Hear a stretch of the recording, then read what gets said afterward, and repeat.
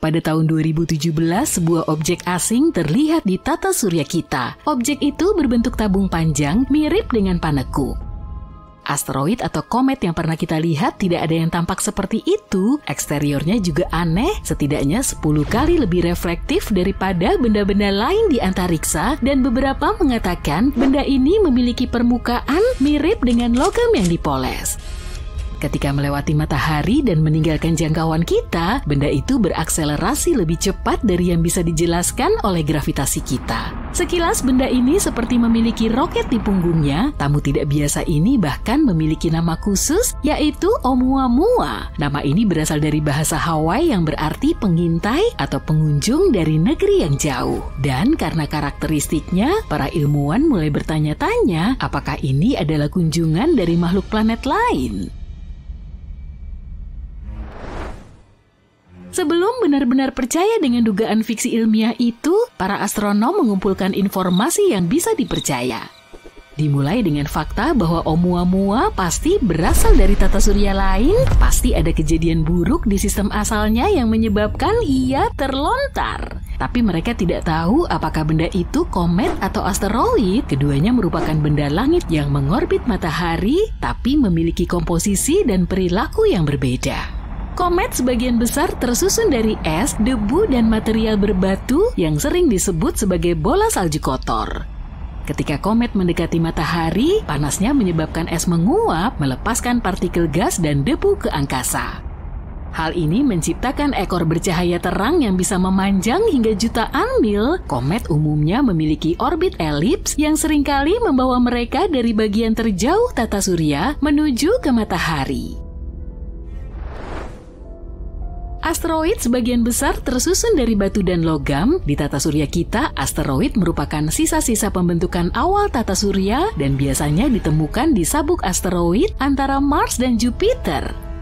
Tidak seperti komet, asteroid tidak memiliki ekor saat mendekati matahari karena tidak memiliki es. Orbit asteroid umumnya mengikuti jalur yang lebih bundar dibandingkan dengan komet.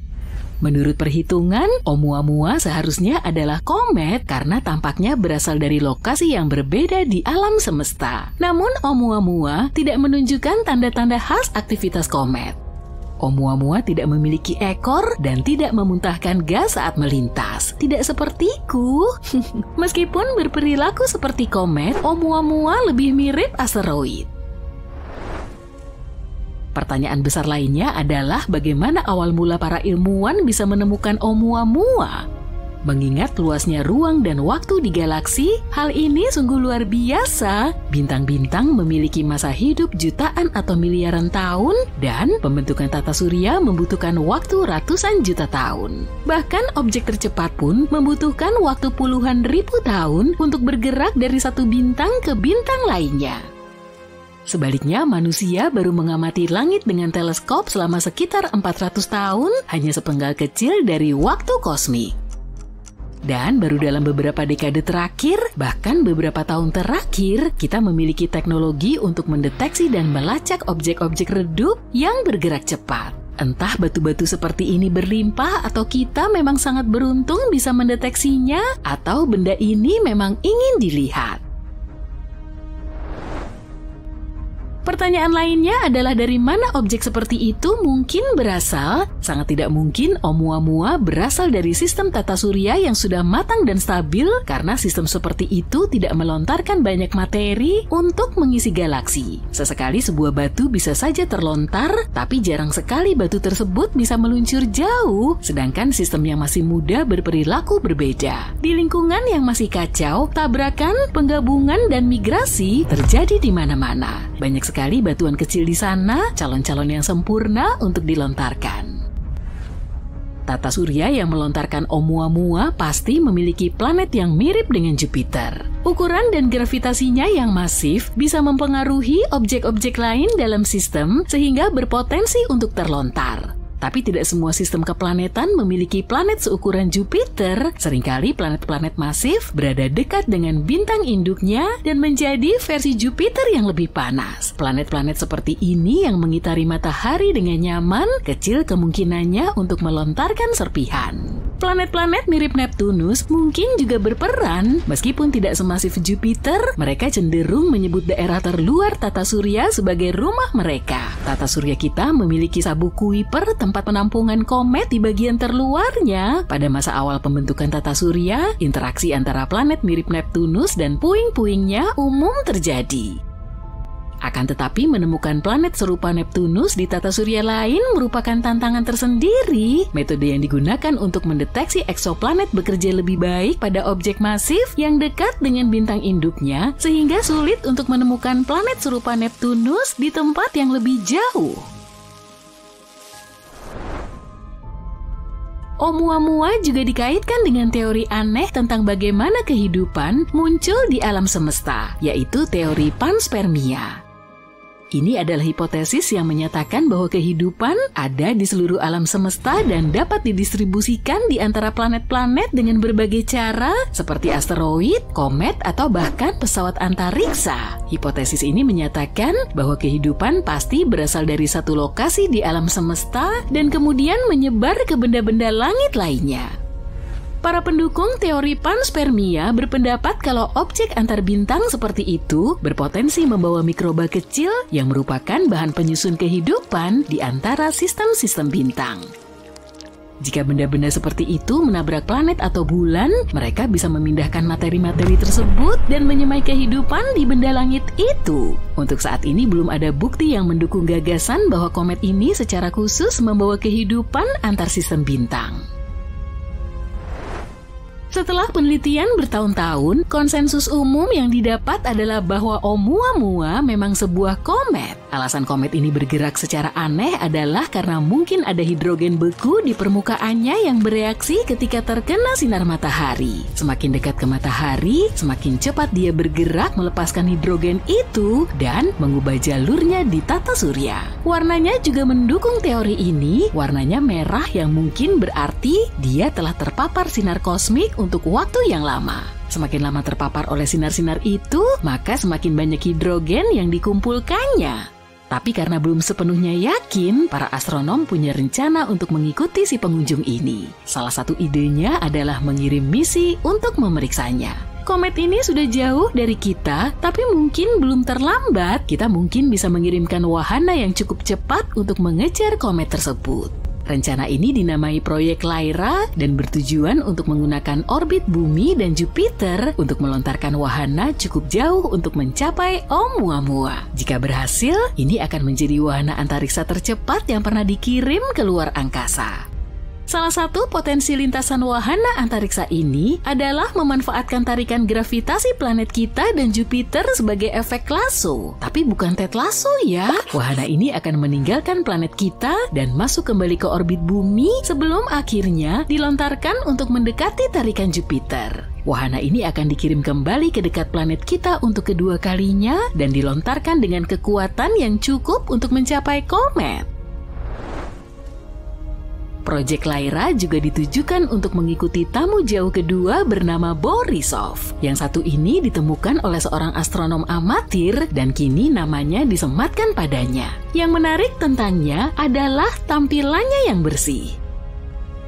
Mirip dengan Oumuamua, kita juga belum pernah melihat yang seperti Borisov. Penelitian terhadap cahaya yang berasal dari awan debu dan gasnya menunjukkan kalau ia sangat bersih dibanding objek-objek antariksa lainnya. Setelah pertama kali ditemukan pada bulan Agustus 2019, para astronom mempelajari lintasannya di tata surya dan menyimpulkan bahwa Borisov juga berasal dari bintang lain. Tapi Borisov memberi kita lebih banyak waktu untuk mempelajarinya karena ditemukan lebih awal dalam perjalanannya melintasi wilayah kita. Para peneliti menggunakan teleskop canggih untuk melihat debu dari Borisov. Mereka menemukan Borisov melontarkan lebih dari 180 kg debu setiap detiknya. Mereka juga menemukan bahwa Borisov memiliki lebih banyak karbon monoksida daripada komet-komet di tata surya. Tapi jumlahnya tidak sama di seluruh bagian komet. Hal ini menunjukkan objek antariksa itu mungkin mulai terbentuk di dekat bintang induknya sebelum kemudian menjauh. Mungkin karena ada planet yang lebih besar di sistemnya. Cahaya dari Borisov jauh lebih terpolarisasi daripada cahaya dari komet-komet lain yang pernah kita lihat dan awannya sangat halus. Hal ini menunjukkan kalau Borisov tidak pernah berinteraksi dengan bintang lain.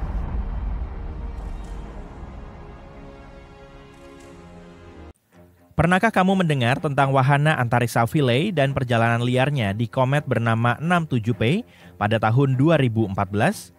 Seharusnya pendaratan Philae berjalan mulus, tapi ada yang tidak beres saat beberapa bagian dari wahana ini gagal menyala dan Philae memantul ke permukaan komet seperti bola karet. Kejadiannya seperti adegan di film kartun. Untungnya, Philae berhasil mengirimkan sinyal kembali ke bumi, mengonfirmasi bahwa ia masih bekerja, tapi tidak ada yang tahu di mana ia. Selama hampir 2 tahun, Philae masih menjadi misteri hingga foto-foto baru dari wahana di dekatnya mengungkap posisi Philae yang janggal. Berbaring miring dengan kaki-kaki seperti laba-laba di udara, terjepit di celah bayangan di komet 67P. Ini jadi makin menarik. Data Philae menunjukkan bahwa Philae melakukan pendaratan kedua yang berlangsung selama 2 menit, dan para ilmuwan tidak tahu di mana itu terjadi. Kejadiannya seperti permainan petak umpet kosmik. Yuhu! Seorang ilmuwan planet dari Badan Antariksa Eropa mengatakan bahwa Philae menyisakan satu misteri terakhir yang menunggu untuk dipecahkan. Kabar baiknya, para ilmuwan berhasil menemukan lokasi pendaratan kedua Philae dan mempelajari lebih lanjut tentang permukaan komet 67P. Ternyata, ketika Philae menabrak permukaan 67P, Philae mengikis lapisan debu dan puing-puing sedalam 25,4 cm di permukaan 67P, sehingga menyingkap bagian dalam komet yang berupa es. Es tersebut sangat terang sehingga tim bisa melihatnya bahkan dalam gambar yang diambil hampir 2 tahun setelah kecelakaan Philae. Rasanya seperti menemukan harta karun yang tersembunyi jauh di dalam perut komet. Oh, masih ada lagi. Waktu tabrakan memungkinkan para ilmuwan untuk menghitung seberapa lembut interior komet 67P. Dengan menganalisis data dari magnetometer yang ada di dalam Philae, para ilmuwan melihat adanya lonjakan yang signifikan pada saat pendaratan kedua.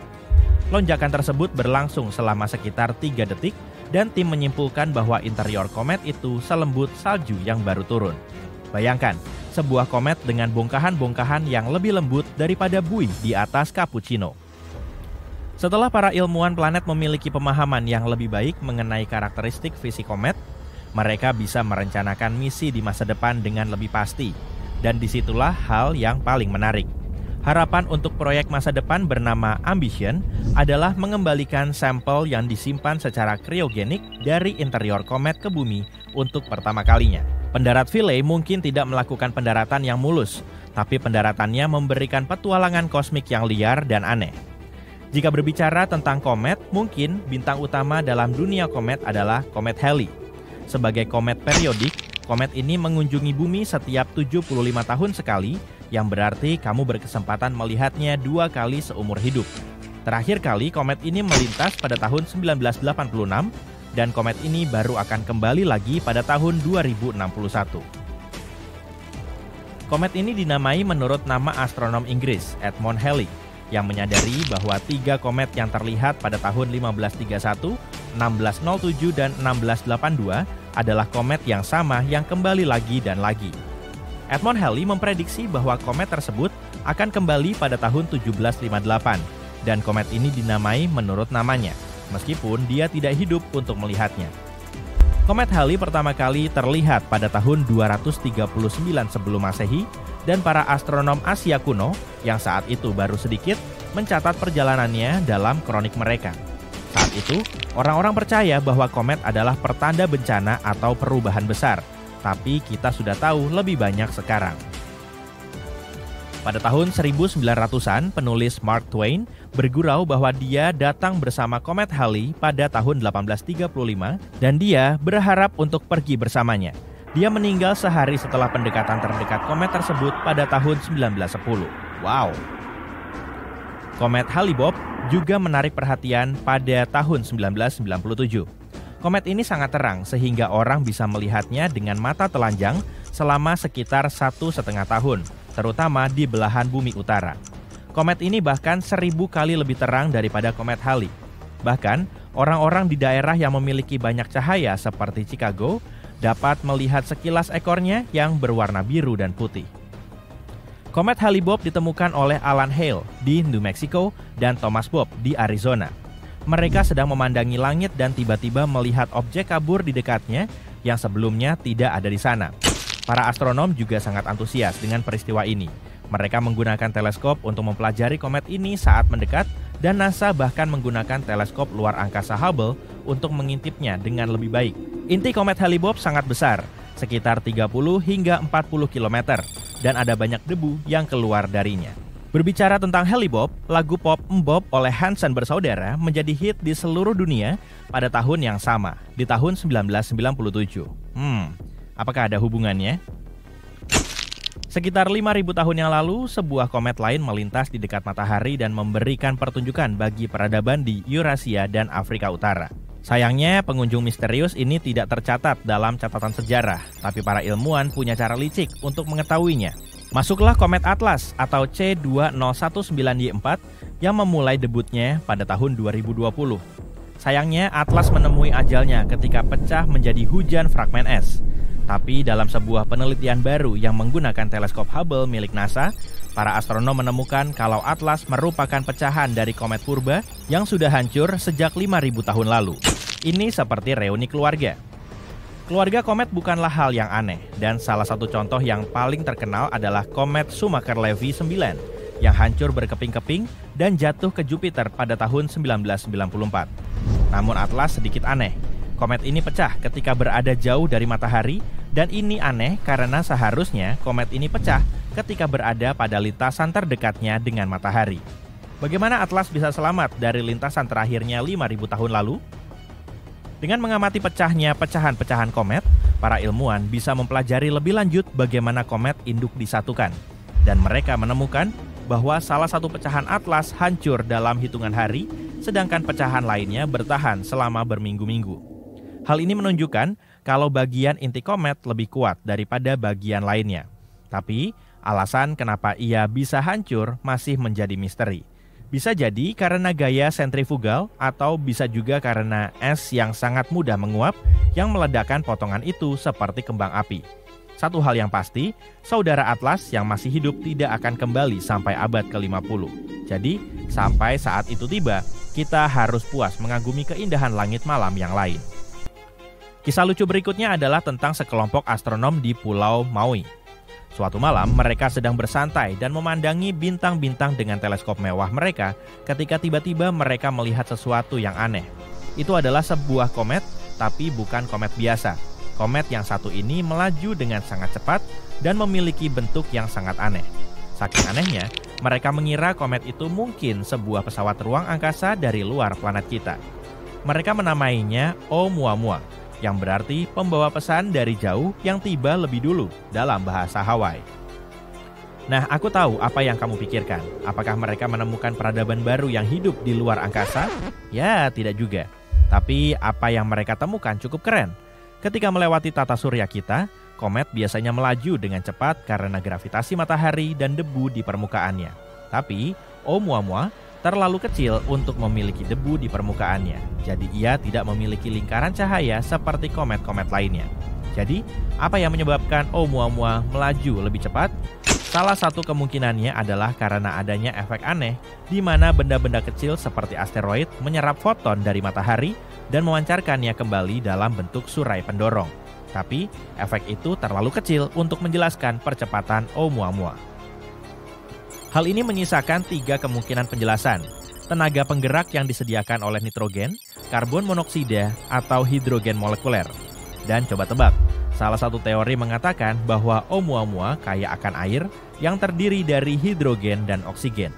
Beberapa orang percaya bahwa sebelum komet memasuki tata surya kita, airnya membeku menjadi es yang dikenal sebagai kondisi amorf. Jenis es ini berpori dan dihiasi oleh kantong-kantong, seperti celana jeansku. Teori ini kemudian mengatakan bahwa radiasi kosmik menyebabkan sebagian hidrogen dalam molekul air terlepas. terkumpul di pori-pori seperti bahan bakar dalam tangki bahan bakar kecil.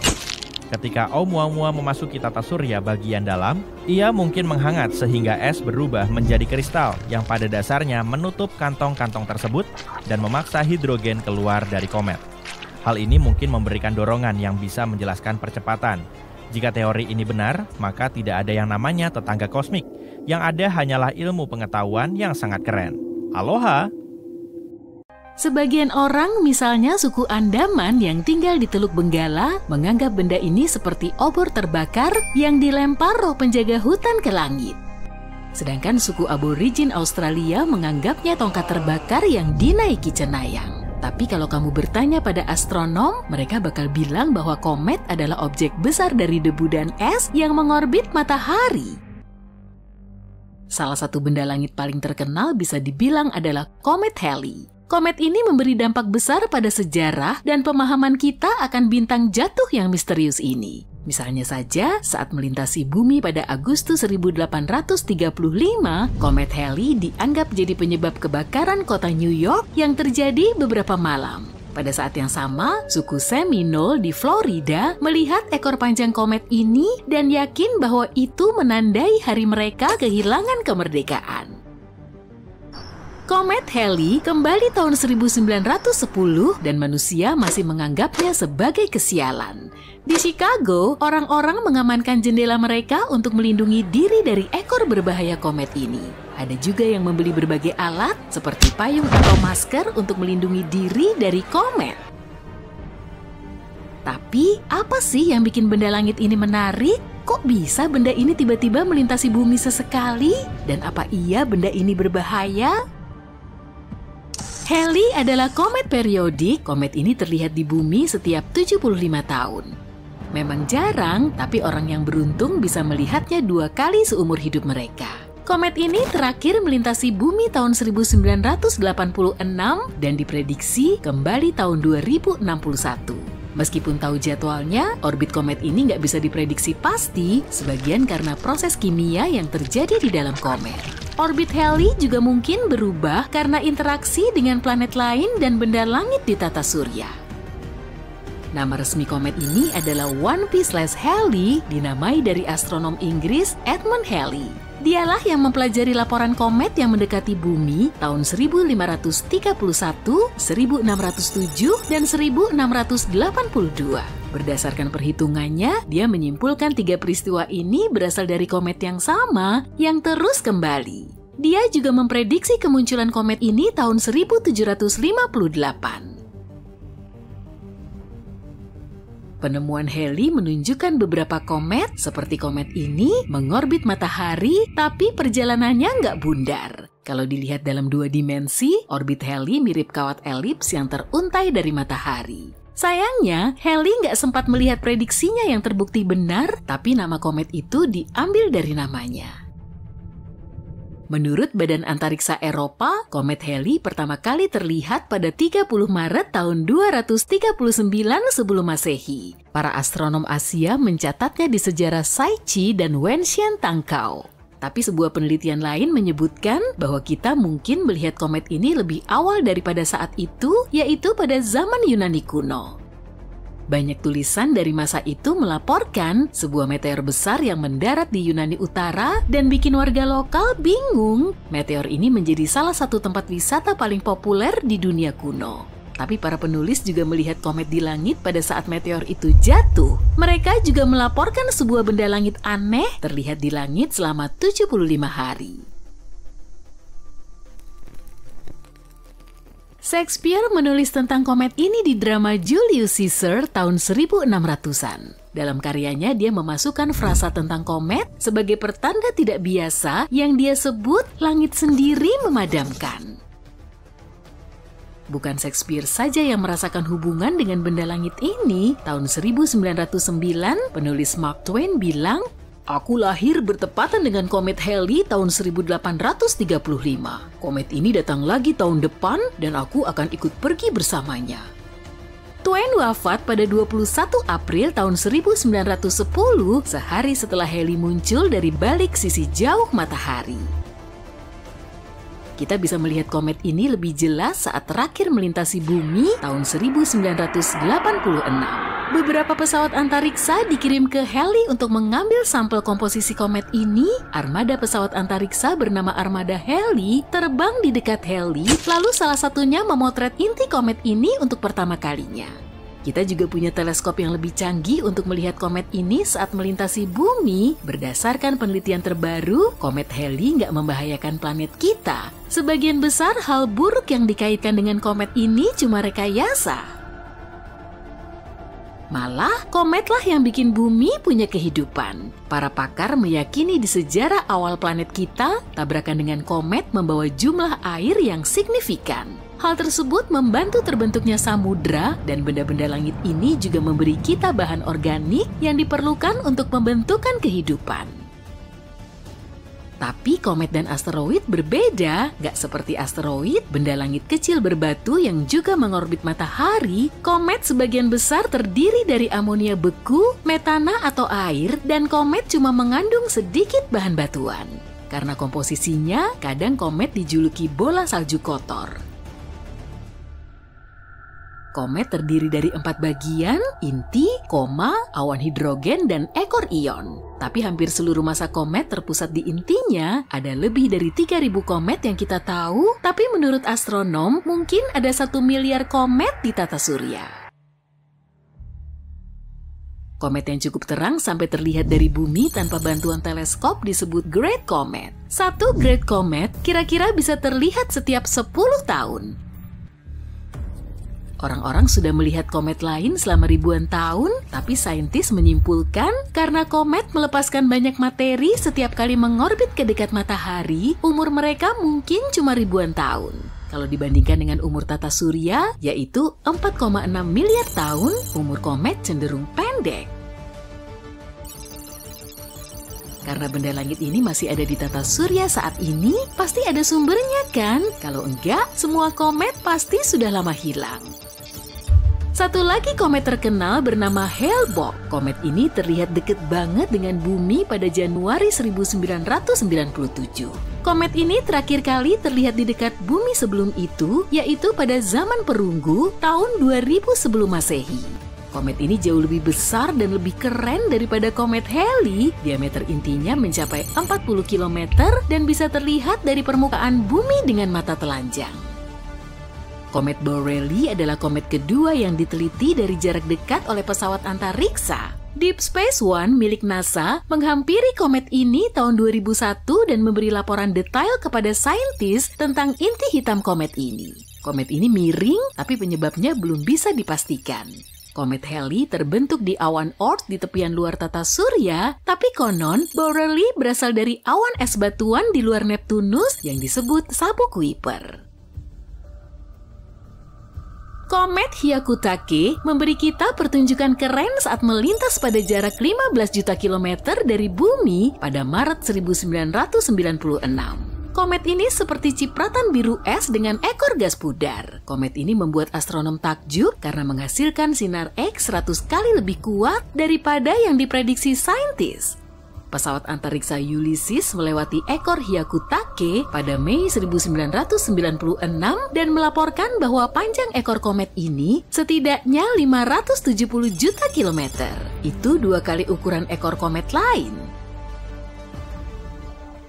Komet Wild 2 diteliti pesawat antariksa Stardust NASA tahun 2004. Wahana ini berhasil terbang dalam jarak 236 km dari inti Wild 2 dan memberi kita beberapa foto komet terbaik.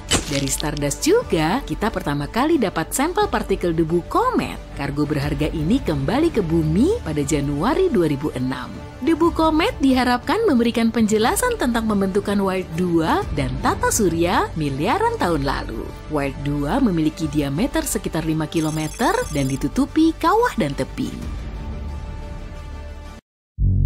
Asteroid yang sampai ke planet kita nggak selangka yang kita bayangkan. Sekitar 17.000 asteroid menyambangi kita setiap tahun. Bahkan kamu mungkin pernah melihat setidaknya 1 kali dalam hidupmu, misalnya kalau kamu melihat bintang jatuh. Bintang jatuh meninggalkan ekor yang terang di belakangnya saat melintasi atmosfer bumi. Tentu saja bintang jatuh hanya terlihat indah di langit, Jika berhasil menyentuh tanah, akibatnya akan sangat dahsyat. Beruntung bagi kita, sebagian besar dari asteroid ini meledak pada jarak 48-80 km di atas permukaan bumi. Masanya terlalu kecil untuk bisa bertahan dalam perjalanan mencapai tanah, jadi sebagian besar asteroid gak berbahaya bagi kita. Tapi kita gak boleh meremehkannya. Mari kita mulai dari yang terkecil, asteroid berukuran 0,3-1 meter ukurannya, kira-kira setinggi manusia. Ini terlalu kecil untuk menyebabkan kerusakan signifikan. Kebanyakan asteroid ini meledak di atmosfer, bahkan tanpa mencapai lapisan atmosfer yang lebih rendah. Tapi di saat bersamaan, asteroid-asteroid ini menyemburkan energi yang sangat besar ke permukaan. Asteroid berukuran 4-4,6 meter, ini setinggi jerapah dan mamut. Meteorit berukuran agak besar ini lebih jarang menghampiri kita, yaitu 1,5 tahun sekali. Seperti yang sebelumnya, untungnya meteorit-meteorit ini nggak menimbulkan ancaman serius, tapi energi yang dilontarkannya jauh lebih besar. 9,1 meter, setinggi bangunan 3 hingga 4 lantai. Asteroid ini mengunjungi kita setiap 10 tahun sekali, dan yang ini merupakan ancaman serius. Gelombang yang dihasilkannya bisa menghancurkan sebuah kota. Kurasa kamu mengerti seberapa parah dampaknya jika asteroid ini menghantam bumi. 19,8 meter, gedung berlantai banyak. Asteroid ini mengunjungi bumi setiap 60-70 tahun sekali. Kabar baiknya, asteroid ini meledak pada ketinggian 19,3 km di atas permukaan tanah. Energi yang dilepaskannya bisa menghancurkan satu kawasan jika mencapai permukaan bumi. Kabar buruknya, asteroid semacam itu sudah pernah mengunjungi kita baru-baru ini dan konsekuensinya cukup berat. Peristiwa itu terjadi di sebuah kota bernama Chelyabinsk pada tanggal 15 Februari 2013, sekitar pukul 9.20 waktu setempat. Sebuah objek raksasa melambat di atmosfer bumi dan kemudian pecah menjadi potongan-potongan kecil di ketinggian 23,3 km di atas permukaan bumi. Potongan-potongan ini kemudian terbang ke berbagai arah. Pecahan-pecahan tersebut menghancurkan jendela-jendela di seluruh kota dan merusak banyak bangunan, termasuk rumah-rumah penduduk, sekolah, dan lainnya. Butuh waktu cukup lama untuk memperbaiki semuanya dan skala kerusakannya cukup serius. Akibatnya ada 1.615 orang yang terluka, tapi untungnya nggak ada korban jiwa. Setidaknya kita aman untuk sementara waktu. Asteroid seperti ini mungkin baru akan menghampiri kita lagi pada tahun 2070-an hingga 2080-an dan gak seorang pun tahu di mana tepatnya asteroid itu akan mendarat. Sekarang mari kita lanjutkan. 91,4 meter. Ini setara tinggi patung Liberty beserta alasnya. Raksasa seperti ini bisa dilihat setiap 4.500 tahun sekali. Dan ini asteroid pertama dalam daftar kami yang berpeluang menabrak bumi. Konsekuensinya sangatlah mengerikan, gak hanya menghancurkan seluruh kota, tapi juga bisa membuat daerah-daerah di sekitarnya terbakar. Beberapa orang bahkan menyaksikan meteorit semacam itu mendarat di planet kita. Meteorit Tunguska yang terkenal merupakan bencana asteroid terbesar yang pernah disaksikan manusia. Peristiwa ini terjadi pada 30 Juni 1908 di Siberia Timur. Meteorit ini sangat terang seperti matahari kedua dan orang-orang merasakan gelombang panas ketika meteorit itu mendekati bumi. Meteorit itu meledak di dekat sungai, untungnya seluruh area itu dikelilingi oleh taiga dan gak ada kota besar di dekatnya. Tapi bahkan di sana pun ledakan itu langsung menghancurkan banyak pohon. Kebakaran hutan hebat terjadi, suara ledakan terdengar oleh orang-orang yang berada dalam radius ratusan kilometer. Pada radius puluhan kilometer di sekitarnya, semua jendela rumah pecah. Badai magnetik yang diakibatkan oleh tabrakan ini berlangsung selama 5 jam. Konsekuensinya benar-benar dahsyat, tapi mungkin ini bukanlah hal terburuk yang menanti umat manusia. 99942 Apophis, 370,3 meter. Sedikit lebih besar dari Menara Eiffel, meteorit ini seperti yang ditemukan oleh para ilmuwan pada tahun 2013 akan menjadi tamu kita berikutnya. Tabrakan sebesar itu terjadi sekali dalam 100.000 tahun, dan yang satu ini sudah semakin dekat. Kekuatan ledakan seperti itu sama dengan kekuatan letusan dahsyat gunung berapi Krakatau pada tahun 1883. Letusan ini dianggap sebagai salah satu yang paling merusak dalam sejarah. Letusannya menyebabkan tsunami yang dahsyat, sebanyak 165 kota dan pemukiman hancur total dan 132 lainnya mengalami kerusakan parah. Orang-orang di seluruh dunia bisa merasakan dampak letusan ini setidaknya sampai tingkat tertentu. Asteroid semacam itu bisa meninggalkan kawah selebar 5,6 km dan inilah yang akan kita hadapi di masa depan. Tapi tenang, jangan panik dulu. Pada tahun 2070, meteorit itu akan berada hampir 280 juta kilometer jauhnya dari kita. Perjalanannya masih sangat panjang, jadi kita masih aman untuk setidaknya 100 tahun ke depan atau bahkan lebih. Terlebih lagi, planet kita pernah selamat dari hal yang jauh lebih buruk.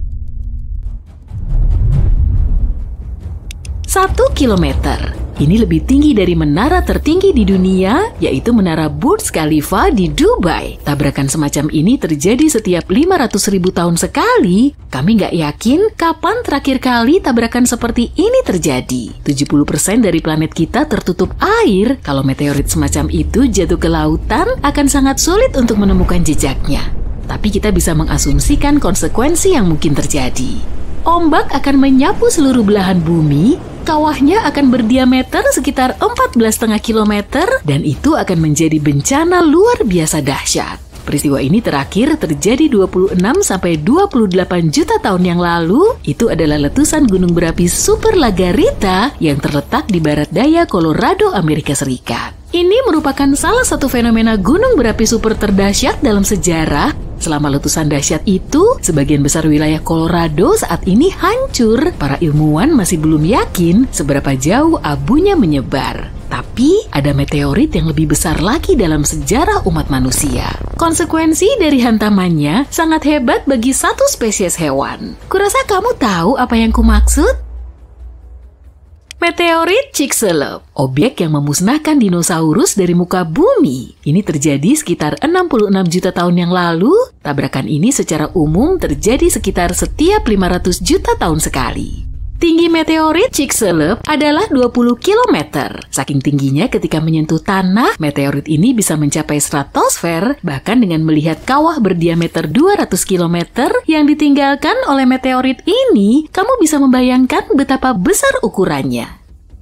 Ketika bertabrakan dengan bumi, jutaan ton energi dilepaskan. Ini adalah bencana yang tak terbayangkan. Meteorit ini jatuh dengan sudut yang sangat curam, menciptakan awan debu dan senyawa kimia raksasa yang menyebar ke seluruh dunia. Debu ini memiliki lapisan yang sangat tipis, tapi masanya mencapai 50 triliun ton. Gelombang kejutnya menyapu seluruh planet, dan ini menyebabkan banyak gempa bumi. Gunung-gunung berapi mulai meletus secara aktif, kebakaran hutan terjadi di mana-mana di seluruh dunia, jumlah jelaga dan karbon monoksida yang dilepaskan ke atmosfer sangat besar, bumi terhalang dari matahari selama beberapa hari. Kegelapan menyelimuti seluruh planet. Tumbuhan gak bisa menghasilkan oksigen yang cukup sehingga gak ada yang bisa dihirup. Suhu di benua dan lautan turun rata-rata 10-32 derajat Celcius. Kedengarannya mengerikan kan? Dan tentu saja ini menyebabkan salah satu kepunahan terbesar dalam sejarah biosfer bumi. Hebatnya bumi mampu pulih kembali setelah bencana sebesar itu. Peristiwa ini menjadi batas antara era Mesozoikum dan Kenozoikum. Jadi, sekarang untuk mereka yang bertanya-tanya, gimana mungkin sebuah meteorit kecil bisa menghancurkan semua dinosaurus? Mungkin sudah mengerti jawabannya. Mungkin tabrakan terbesar dalam sejarah planet kita bukanlah tabrakan dengan meteorit, tapi dengan sebuah planet. Ini terjadi miliaran tahun yang lalu. Theia, demikian nama planet kata hipotetis ini, menabrak bumi, melepaskan energi yang tak terkira besarnya, berkuadriliun-kuadriliun bahan bakar. Bumi kemudian langsung berubah menjadi api raksasa, dan tabrakan inilah yang menyebabkan terciptanya bulan. Semua itu terdengar menakutkan, aku tahu, jadi semoga saja kita nggak akan pernah melihat peristiwa semacam ini. TRS-2b adalah planet yang malamnya nggak pernah berakhir. Malam di sini juga nggak kayak malam biasa dengan bintang bersinar di langit yang indah. Di sini gelap gulita dan panas membara. TRES-2b adalah raksasa gas yang ukurannya 1,5 kali lebih besar dari Jupiter dan permukaannya menyerap cahaya lebih baik daripada arang. Planet ini mungkin juga berkilau merah samar karena udaranya yang terbakar dan panas banget. Cantik ya? Di sistem bintang 55 Cancri ada 5 planet, 4 diantaranya raksasa gas yang mirip Jupiter dan Saturnus. Tapi yang kelima ini, atau lebih tepatnya yang pertama, soalnya yang paling dekat dengan bintangnya, beda sama yang lain dan seram. 55 Cancri E dekat banget sama mataharinya sampai setengah permukaan planet ini beneran lautan lava cair. Separuhnya lagi gelap selamanya karena nggak pernah menghadap matahari. Cuma satu sisi dari planet ini yang menghadap bintangnya. Di antara sisi panas dan gelap ini ada zona senja, yakni garis tipis kehampaan yang suram. Kayaknya asik liburan di sana. HD 1897333b. Panjang juga namanya. Ini adalah satu-satunya eksoplanet di orbit bintangnya. Sekilas sih kelihatan cantik. Ada goresan biru dan putih yang membentuk pola cantik di permukaannya. Tapi warna ini ternyata berasal dari partikel silikat keras di atmosfer planet itu. Artinya, di sana terjadi hujan kaca. Tapi parahnya, anginnya mencapai kecepatan 8.700 km per jam atau hampir Mach 7. Sebagai perbandingan, kecepatan angin paling kencang di bumi adalah 408 km per jam, 20 kali lebih lambat. Jadi, kaca itu bergerak secara horizontal pada kecepatan hypersonik, menggores semua yang ada di jalurnya. Nunduk! Sistem berikutnya, aku nggak nyebutin namanya deh ya. Yang ini nih punya 3 eksoplanet yang semuanya pelan-pelan dihancurkan bintangnya sendiri. Kenapa begitu? Karena bintangnya nggak biasa. Bintangnya itu pulsar, yaitu bagian inti yang berputar cepat dari bintang yang meledak. Pulsar ini menciptakan denyut elektromagnetik kuat di beberapa arah saat berputar beberapa ribu kali per detik. Akibatnya, planet yang mengorbit bintang yang sudah mati ini perlahan dilahap dan akhirnya hilang selamanya. Kepler 70. Nah, ini gampang namanya. Ini adalah bintang katai biru panas yang meledak menjadi raksasa merah 18 juta tahun lalu. Waktu itu, bintang ini dikelilingi setidaknya 2 planet. Yang paling dekat adalah raksasa gas seperti Jupiter. Namanya adalah Kepler 70b. Planet itu masih ada loh, tapi bintang yang udah terlalu besar tadi melahapnya dan mengubahnya jadi dunia batu yang panas. Sekarang, ini jadi salah satu planet terpanas yang pernah ditemukan. Suhunya aja lebih tinggi daripada permukaan matahari. Beruntung banget kalau selamat di sana, tapi bintang itu lagi menguap dan mungkin bakal hilang nggak lama lagi. WASP-12b adalah salah satu planet paling aneh dan paling menyedihkan. Gravitasi besar bintangnya ditambah planet yang sebagian besarnya gas, bikin bintang itu perlahan melahap planet-planetnya. Waduh, jadi dimakan induknya sendiri. WASP-12b udah berbentuk kayak telur, meregang ke arah matahari yang kejam dan nggak bisa apa-apa dengan kondisinya itu. 10 juta tahun lagi, planet ini akan dilahap juga oleh bintang rakus ini. Hei, kan tadi kamu nanya. Kalau kamu penasaran gimana sih rasanya jalan di atas es dan arang panas sekaligus, Gliese 436b adalah planet yang bisa ngasih contoh jelas. Karena jaraknya dekat banget sama mataharinya, eksoplanet seukuran Neptunus ini punya suhu yang lebih panas dari oven. Tapi, planet ini dilapisi es yang terus terbakar. Es ini jauh lebih padat karena gravitasi besar planet itu. Makanya, esnya tetap padat dan nggak mencair meskipun kondisi di sana ekstrim. Kalau membahas dunia seram, kita harus menyebutkan Venus, saudara kembar bumi yang jahat. Planet kedua dari matahari ini punya atmosfer yang tebal banget dan penuh awan sampai-sampai permukaannya jauh lebih panas dari Merkurius. Erupsi gunung berapi terus terjadi di Venus. Gravitasinya hampir 100 kali lebih kuat dari bumi. Dan awan-awannya bukan mengandung air, tapi asam sulfatnya yang mengembun dan jatuh ke permukaan dalam bentuk hujan, sehingga menambah keseramannya. Ya, kalau kamu berani atau gila sampai mau nyoba melewati awan-awan itu, kamu tetap nggak bisa lewat juga sih. Angin di sana sama kencangnya dengan hurikan terkuat di bumi. Ini nama panjang buat planet yang sangat-sangat dingin. Meskipun bintang induknya nggak begitu jauh, ini adalah planet katai merah yang kecil dan dingin. Cahaya dan panas hampir nggak masuk ke planet ini. Suhu di luar sana minus 223 derajat Celcius, yang cuma sedikit lebih hangat dari nol mutlak. Eksoplanet ini gelap, suram, dan dilapisi es abadi yang nggak pernah mencair. Bisa bikin es sirup seumur hidup dong. Tapi kalau punya inti batu, planet ini bisa menghasilkan panas. Jadi mungkin aja di bawah permukaannya yang beku ada makhluk asing yang mengintai. Dimidium, jaraknya sekitar 50 tahun cahaya dari tata surya kita. Berdasarkan beberapa catatan, ini adalah planet yang tidak ramah bagi makhluk hidup apapun. Planet ini terkunci pasang surutnya dengan mataharinya. Artinya salah satu sisinya selalu menghadap bintang itu, sementara sisi lain enggak. Sisi panasnya bisa mencapai 980 derajat Celcius dengan angin yang mencapai kecepatan kurang lebih 1000 km per jam. Itu pas lagi musim dingin, tapi nggak tahu juga sih. Meskipun raksasa gas, Dimidium mengandung banyak besi yang meleleh dan menguap ke atmosfer sehingga menciptakan awan. Saat mendingin, semua itu jatuh ke permukaan dalam bentuk hujan besi cair. Oksigen biasanya dianggap sebagai unsur yang membawa kehidupan pada suatu planet, tapi beda sama Osiris. Ilmuwan kaget pas nemu oksigen di planet ini, atau lebih tepatnya di sekelilingnya. Soalnya planet ini 8 kali lebih dekat ke bintang induknya daripada Merkurius ke matahari. Jarak ekstrim ini bikin Osiris jadi wadah hidup yang meleleh. Di sana, semua yang bisa terbakar bakal terbakar.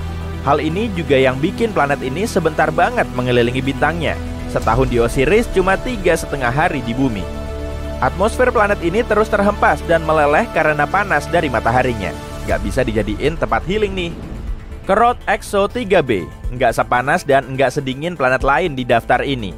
Tapi planet ini juga seram, bahkan lebih kejam. Raksasa gas ini punya ukuran mirip-mirip Jupiter, tapi 20 kali lebih padat. Nah, hal ini bikin gravitasi Korot Exo 3b membebani semua yang ada di permukaannya 50 kali lebih besar dari di bumi. Kalau kamu ke sana, kamu nggak akan selamat karena kamu akan langsung hancur oleh kepadatan atmosfernya. Korot 7b, juga dunia yang kaya oven. Suhu sehari-harinya lebih dari 2200 derajat Celcius. Digabungin sama permukaannya yang berbatu, planet ini punya pemandangan yang mengerikan. Batu di permukaan bergelembung dan mendidih, lalu menguap ke atmosfer. Di sana semua akan mendingin, lalu akhirnya jatuh lagi ke permukaan dalam hujan belerang. Sedihnya, Korot 7b pernah jadi raksasa gas, tapi atmosfernya meleleh karena panas dan yang tersisa cuma intinya yang hangus. Asteroid yang berterbangan kadang mirip seperti permainan bola dodgeball yang sengit, di mana kita tidak pernah tahu kapan asteroid-asteroid itu akan menuju ke arah kita. Jadi, kita hanya bisa melacak situasinya dan berharap yang terbaik. Untuk mengetahui resikonya, para ilmuwan dari berbagai organisasi harus mempelajari posisi dan lintasan asteroid yang mendekati bumi, terutama yang lebarnya paling tidak 1 km. Kabar baiknya, tidak ada satupun asteroid yang akan menabrak bumi dalam waktu 1000 tahun ke depan. Untuk memberikan gambaran tentang kekuatannya, para ilmuwan melakukan percobaan guna mensimulasikan dampak dari tabrakan asteroid raksasa. Energi yang dilepaskan dari tabrakan itu akan mencapai 100.000 megaton. Itu sama dengan meledakkan 15.000 ton dinamit. Selain itu, jika asteroid sebesar itu menabrak kita, bumi akan mendingin secara signifikan karena semua puing-puingnya akan masuk ke atmosfer dan menghalangi sinar matahari. Tumbuhan tidak akan bisa mendapatkan bahan bakar dalam kasus ini.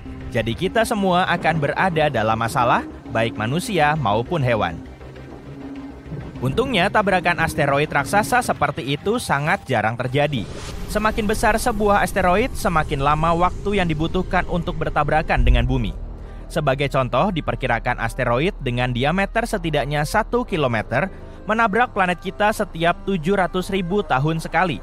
Dan kalau membahas tentang asteroid yang lebih besar lagi, yang lebarnya sekitar 5 km, maka asteroid ini diperkirakan akan menabrak bumi hanya sekali dalam 30 juta tahun. Yeay! Tapi tunggu dulu, jangan terlalu santai dulu. Para astronom fokus pada asteroid yang sangat besar karena asteroid-asteroid itulah yang akan menghancurkan planet kita jika menabrak bumi. Yap, benar.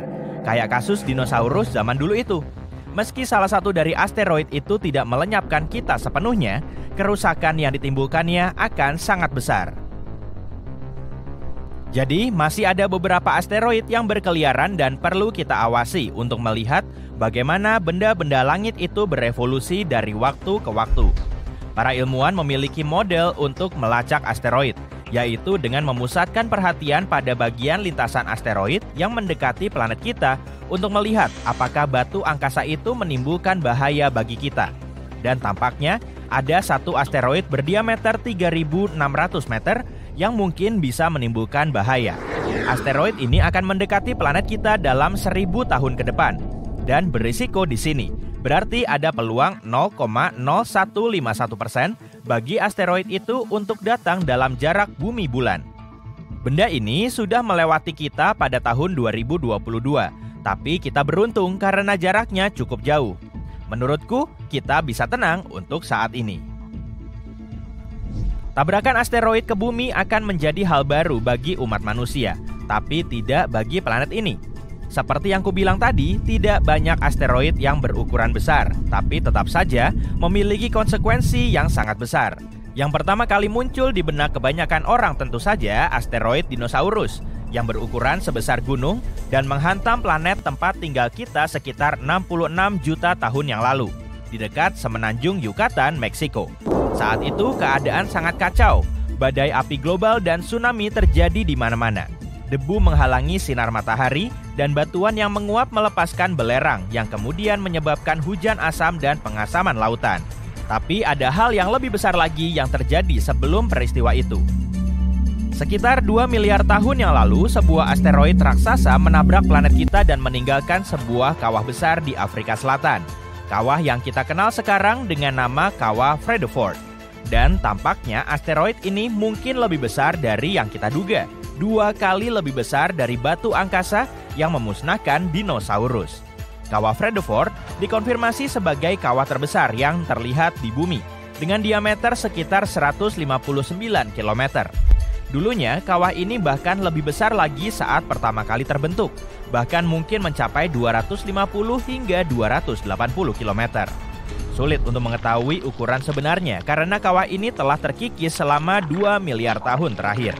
Bayangkan saja, seperti mengiris lapisan demi lapisan pinggiran mangkuk. Diameternya semakin kecil dengan setiap irisan. Ketika asteroid selebar 12 km yang memusnahkan dinosaurus menghantam bumi sekitar 66 juta tahun yang lalu, asteroid tersebut menyebabkan kehancuran besar-besaran, kebakaran hutan, hujan asam, tsunami, dan begitu banyak abu dan debu yang mengubah iklim bumi. Semua itu menyebabkan sekitar 75% kehidupan di planet kita punah. Asteroid yang menciptakan kawah Fredeford tidak hanya lebih besar, tapi juga melaju dengan kecepatan yang lebih tinggi, yang berarti konsekuensinya akan lebih buruk.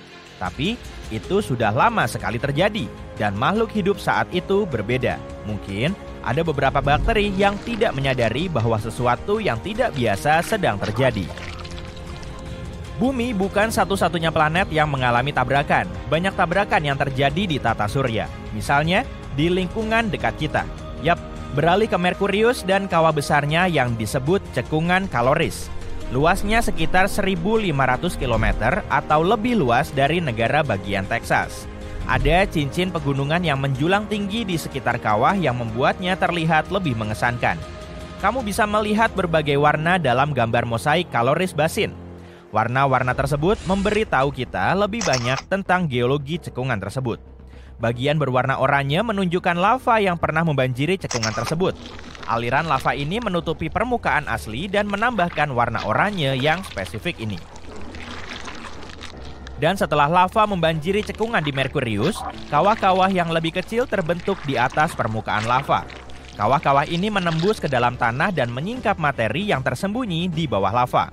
Sebagian materi ini berwarna biru, dan warna biru ini bisa menjadi petunjuk tentang bagaimana bentuk dasar cekungan tersebut sebelum lava menutupinya. Venus, planet terpanas di tata surya, memiliki atmosfer tebal yang dilengkapi dengan sistem pertahanan yang cukup baik terhadap batuan angkasa. Atmosfer Venus sangat padat sehingga membakar sebagian besar meteor bahkan sebelum mencapai permukaannya. Akibatnya, kamu tidak akan melihat banyak kawah di Venus seperti di planet berbatu lainnya di tata surya.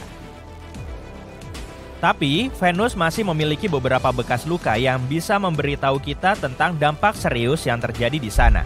Dan salah satu bekas luka terbesar yang kita ketahui adalah Kawah Mead. Kawah ini sangat besar, berdiameter sekitar 273 km. Dasar kawah bagian dalam relatif datar dan agak lebih terang dari sekelilingnya. Ada kemungkinan kawah ini terisi oleh campuran batuan yang meleleh setelah tabrakan, dan mungkin juga lava dari aktivitas vulkanik di Venus. Ingin tahu bagaimana rupa bumi tanpa lapisan pelindung yang disebut atmosfer? Lihat saja bulan, permukaannya dipenuhi dengan kawah-kawah bekas tumbukan. Kawah ini adalah salah satu kawah yang bisa dengan mudah kamu lihat di bulan. Ketika melihat bulan purnama, kamu bisa melihatnya sebagai lingkaran yang berbeda dengan sinar terang yang memancar keluar, sedikit di luar pusat di sisi kiri bawah bulan. Kawah dengan lebar 85 km ini memiliki puncak tengah yang indah di tengah-tengah yang diatapi batu besar yang menarik. Ukuran bongkahan batu ini sangat besar, kira-kira separuh dari luas kota di bumi. Kalau membahas tentang kawah, kita pasti tidak bisa meninggalkan Mars. Planet merah ini memiliki atmosfer yang jauh lebih tipis daripada bumi. Ketika mendekati Mars, wahana antariksa mengandalkan atmosfer planet ini untuk memperlambat laju saat memasukinya. Dan memang, atmosfer membantu memperlambat laju wahana antariksa saat mendarat. Tapi, atmosfer Mars masih belum cukup tebal untuk melindungi Mars sepenuhnya dari batu-batu antariksa yang datang setiap saat. Dari bulan Juli sampai September 2018, ada bintik gelap di kutub selatan Mars. Bintik itu terdiri dari dua pola yang berbeda. Sebuah teori mengatakan kalau pola ledakan yang lebih besar dan berwarna lebih terang bisa jadi merupakan hasil tumbukan gelombang kejut yang menjelajahi permukaan es. Tumbukan tersebut menghasilkan angin yang menyebar dan mengikis es. Pola ledakan bagian dalam yang berwarna lebih gelap terjadi karena benda yang menabrak berhasil menembus lapisan es yang tipis. Saat menghantam permukaan, benda ini menebarkan pasir dan puing-puing berwarna gelap ke segala arah. Selama beberapa dekade, para ilmuwan telah menemukan planet-planet baru di luar tata surya. Hingga 2023, kita sudah menemukan lebih dari 5.000 planet. Dan banyak di antara planet-planet itu yang berpotensi punya kehidupan. Nah, kalau kalian sudah siap untuk berpetualang di luar angkasa, mari kita cari tahu planet-planet laik huni apa saja yang sudah ditemukan dalam beberapa tahun terakhir. LP8909b dan LP8909c. Pasang sabuk pengaman, karena kita akan menuju ke LP8909, bintang Katai merah yang berada pada jarak 105 tahun cahaya dari bumi. Bintang ini cukup dingin dibanding matahari dalam hal temperatur tentu saja. Temperaturnya sekitar 2593 derajat Celcius. Si kecil ini memang kecil, tapi penuh dengan kejutan. Misalnya, ada dua eksoplanet yang mengorbit di sekelilingnya. Selain itu, kedua planet ini kemungkinan besar bersifat kebumian, artinya berbatu, sama dengan bumi. Pertama, ada LP8909b yang ditemukan pada 2022 dengan menggunakan teleskop TESS dan kemudian dikonfirmasi oleh teleskop Speculos. Planet ini merupakan bumi super dengan massa sekitar 13 kali massa bumi. Planet ini juga sedikit lebih besar dari bumi, dengan radius sekitar 1,3 kali lebih besar. Dan, kalau kalian mengira orbit Merkurius mengelilingi matahari itu cepat, tunggu saja sampai kalian mendengar tentang LP8909b. Diperlukan waktu sekitar 3 hari untuk menyelesaikan satu putaran mengelilingi bintangnya. Bayangkan kalian tertidur di musim dingin yang membekukan dan terbangun di musim panas yang terik. Tapi, yang paling menarik perhatian di sini adalah LP8909c. Planet yang satu ini ditemukan oleh teleskop Speculos. Planet ini berada sedikit lebih jauh dari bintang dan membutuhkan waktu 2,5 kali lebih lama untuk mengorbit dibanding LP8909b. Planet ini juga sedikit lebih besar dari bumi. Tapi yang paling menarik dari planet ini adalah lokasinya yang berada di dalam zona laik huni bintang. Artinya, planet ini berpotensi punya air dalam bentuk cair di permukaannya dan iklim yang cocok untuk kehidupan. Sekarang, planet ini menjadi kandidat utama untuk dipelajari atmosfernya dengan menggunakan teleskop antariksa James Webb. Tapi tunggu dulu, gak hanya hal-hal menyenangkan yang ada di LP8909C. Planet ini juga sangat dekat dengan bintangnya, yang berarti planet ini penuh dengan radiasi yang berpotensi membuatnya kurang layak huni. Dan yang paling penting, planet ini terkunci secara tidal, sama seperti bulan. Artinya, satu sisi planet ini selalu menghadap ke bintang dan sangat panas, sedangkan sisi lainnya selalu berada dalam kegelapan dan sangat dingin. Model ilmiah menunjukkan planet ini bisa jadi lebih mirip Venus dalam hal atmosfer dan iklim. Dan Venus, kalian tahu, Venus gak dikenal sebagai planet yang ramah bagi manusia. Tapi terlepas dari semua tantangan itu, LP8909C tetaplah sebuah eksoplanet yang menarik untuk dipelajari lebih lanjut. Siapa yang tahu rahasia apa yang disimpannya? Yuk lanjut ke kandidat berikutnya. GJ1002b dan GJ1002C. Sebuah tim ilmuwan internasional yang dipimpin oleh para peneliti di Instituto de Astrofísica de Canarias telah menemukan dua planet mirip bumi yang berjarak 16 tahun cahaya dari tata surya. Keduanya mengitari bintang katai merah bernama GJ1002. Matahari kita adalah bintang katai kuning, yang artinya GJ1002 jauh lebih dingin dan lebih redup daripada matahari kita. Tapi nggak apa-apa, kedua planet ini berada sangat dekat dengan bintang induknya. Jadi seharusnya nggak terlalu dingin atau gelap. Kedua planet yang dinamai GJ1002b dan GJ1002c ini berada di zona layak huni bintang induknya, yang artinya keduanya bisa mendukung kehidupan. Selain itu, keduanya juga punya massa yang mirip dengan massa bumi. GJ1002b merupakan planet dalam dan membutuhkan waktu sekitar 10 hari untuk mengitari bintang induknya. Sedangkan GJ1002c membutuhkan waktu lebih dari 21 hari. Kedua planet ini merupakan kandidat yang tepat untuk dipelajari atmosfernya dan bahkan bisa jadi target misi masa depan untuk mencari tanda-tanda kehidupan. Yang paling penting, kedua planet ini berpotensi mendukung kehidupan dan itu sangat keren. Ditambah lagi, fakta bahwa kedua planet ini berada sangat dekat dengan kita, berarti kita mungkin bisa mengunjunginya suatu hari nanti. Ya, mungkin bukan kita, tapi siapa tahu kan? Dan mungkin suatu hari nanti kita akan menemukan kehidupan luar angkasa di salah satu planet ini. Nah, itu akan menjadi sesuatu yang luar biasa. Tapi yuk lanjut ke yang berikutnya. Kepler 1649c. Kepler 1649c yang juga dikenal sebagai eksoplanet yang hilang ditemukan kembali pada 2022 oleh para ilmuwan dengan menggunakan data dari wahana antariksa Kepler milik NASA. Eksoplanet ini terletak sekitar 300 tahun cahaya dari bumi dan mengorbit bintang kecil yang dingin bernama Kepler 1649. Ukurannya hampir sama dengan bumi. Dan sama seperti planet-planet sebelumnya, planet ini berada di zona layak huni bintangnya. Awalnya, data tentang planet ini dibuang begitu saja. Sebuah program komputer khusus bernama RoboVetor yang ditulis untuk menyaring volume data Kepler secara otomatis memberi label positif palsu pada kandidat ini. Dengan kata lain, program ini mengira kalau ada kesalahan atau gangguan. Untungnya, para peneliti memeriksa ulang hal-hal seperti itu. Dan ketika memeriksa ulang data, mereka berhasil menyelamatkan Kepler 1649c yang malang. Sekarang kita tahu kalau planet ini adalah planet kebumian, sama seperti bumi. Dan kalau memang mengandung air, mungkin saja ada kehidupan di sana.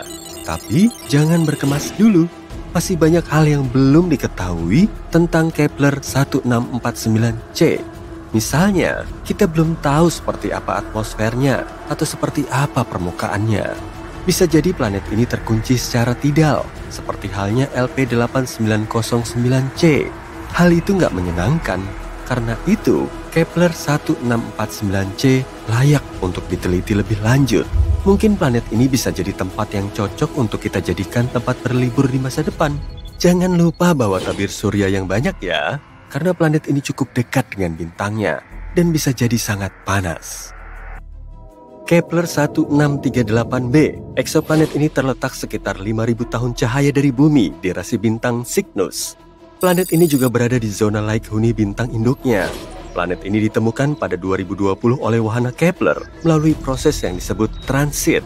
Wahana ini pada dasarnya mengambil sekumpulan foto bintang pada waktu yang berbeda. Setelah itu, program menganalisis foto-foto tersebut dan mencari bintik-bintik dan titik-titik kecil pada foto tersebut. Perubahan kecil pada kecerahan ini bisa jadi menandakan kalau ada planet yang sedang melintas di dekat bintang. Kepler 1638b agak aneh dibanding kebanyakan eksoplanet yang sudah ditemukan.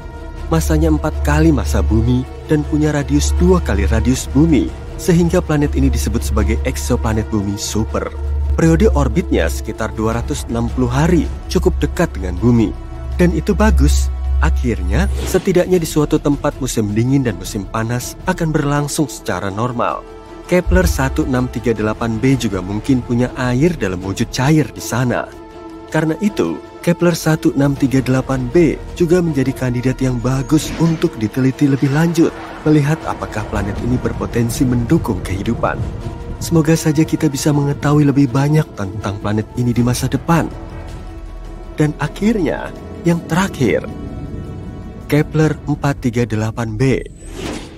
Kepler 438b adalah sebuah eksoplanet yang berada sekitar 640 tahun cahaya dari bumi di rasi Lyra.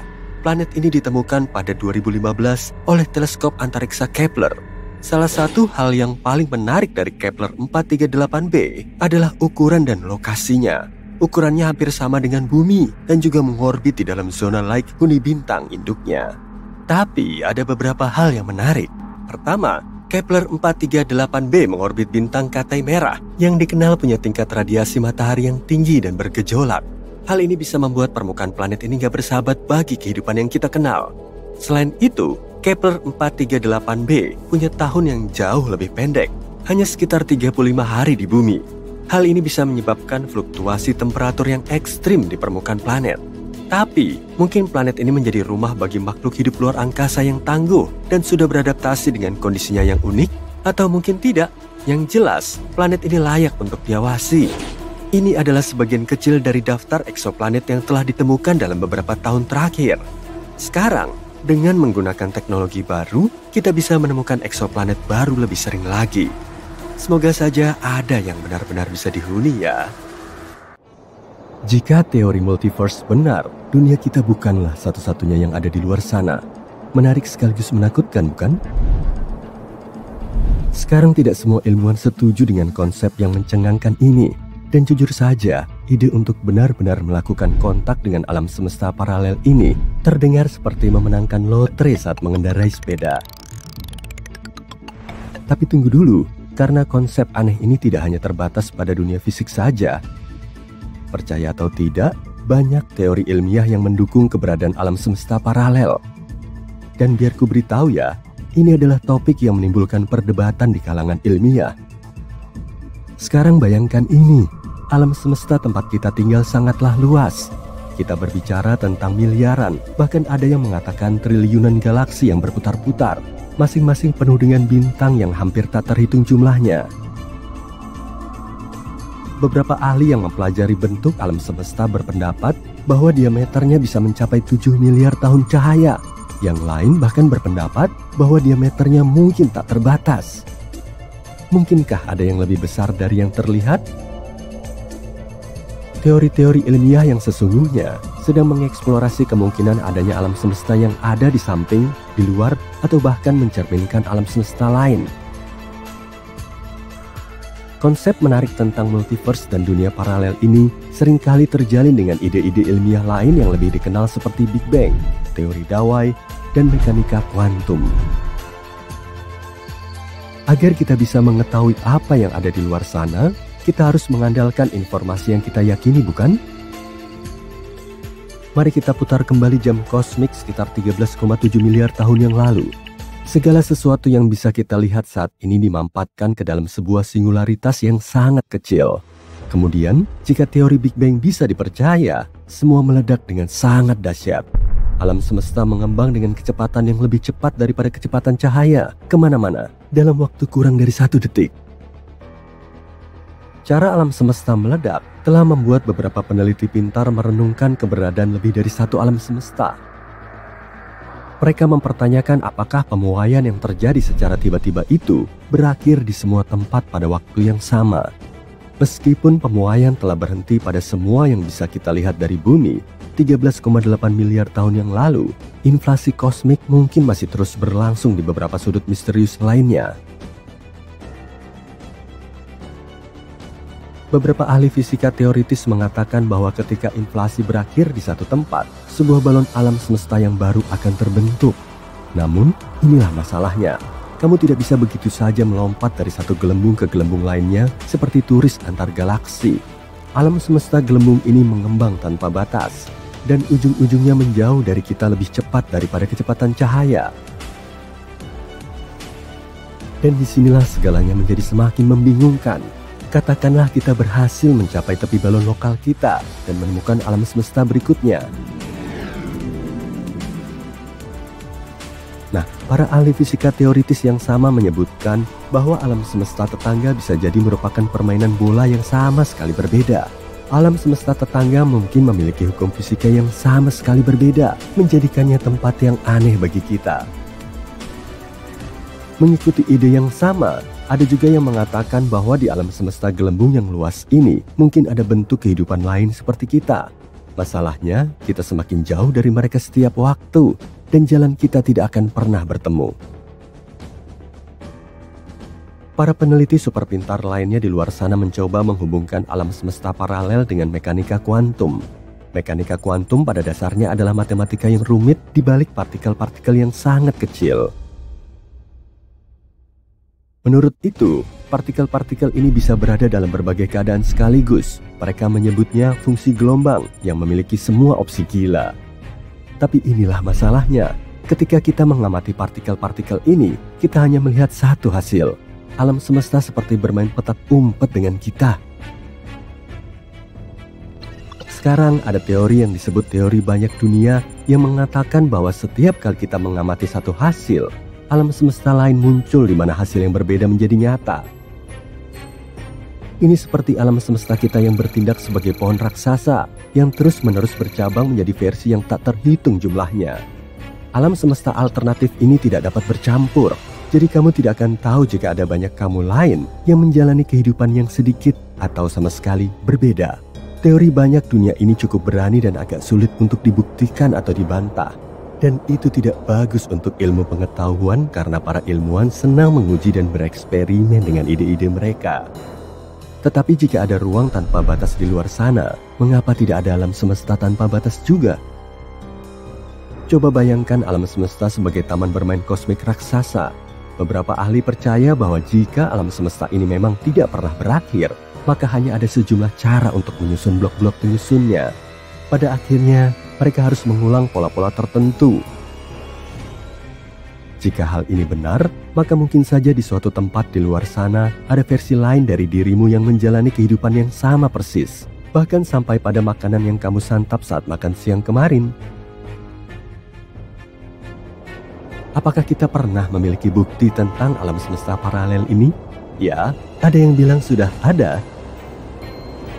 Pernahkah kamu mendengar kisah pria misterius dari Tauret?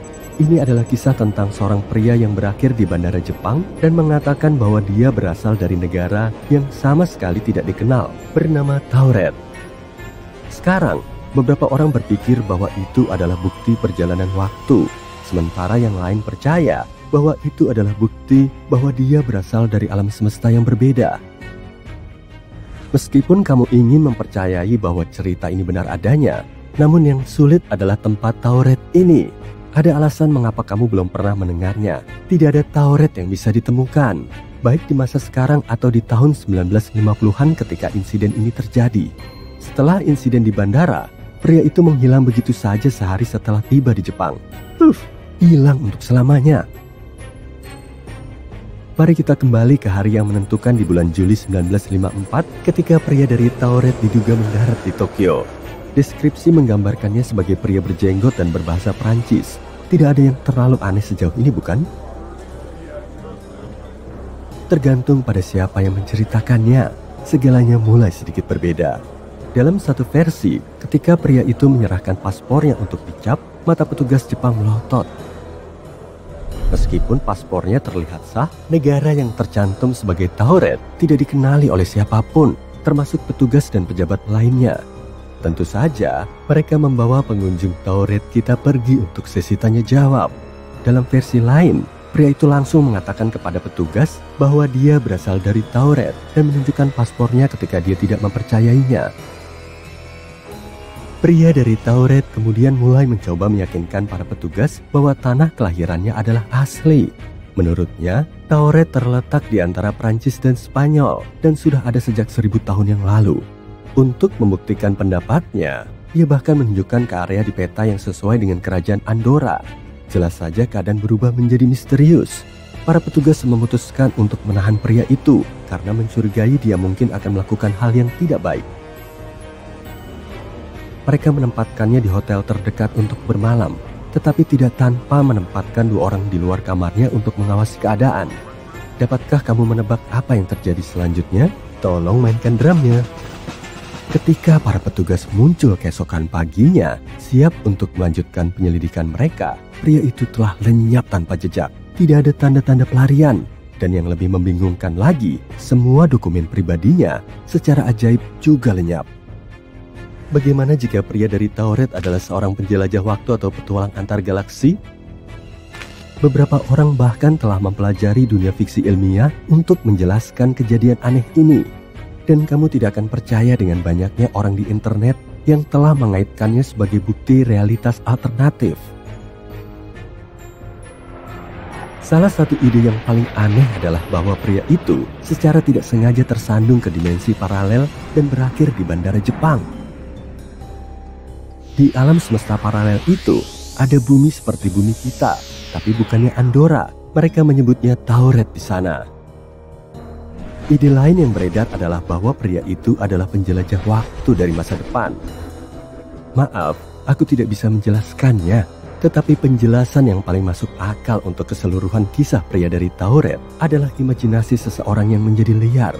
Karena ada banyak versi dari cerita yang sama, mungkin saja orang terus menambahkan detail yang tidak masuk akal pada kasus ini untuk membuatnya lebih sensasional. Keseluruhan kisah ini hanya menjadi legenda urban dan hanya ada sedikit atau bahkan tidak ada alasan untuk percaya bahwa kita pernah melihat penjelajah waktu atau penumpang antar galaksi di bumi.